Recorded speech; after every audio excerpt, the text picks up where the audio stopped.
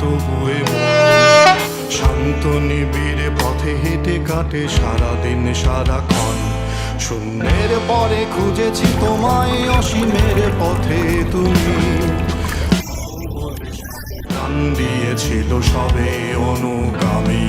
তুমি আভাস হয়ে আসা হতাশা মুখের কত আদরে ভালোবেসেছি তোমার ওই মিষ্টি হাসি। তোমাকে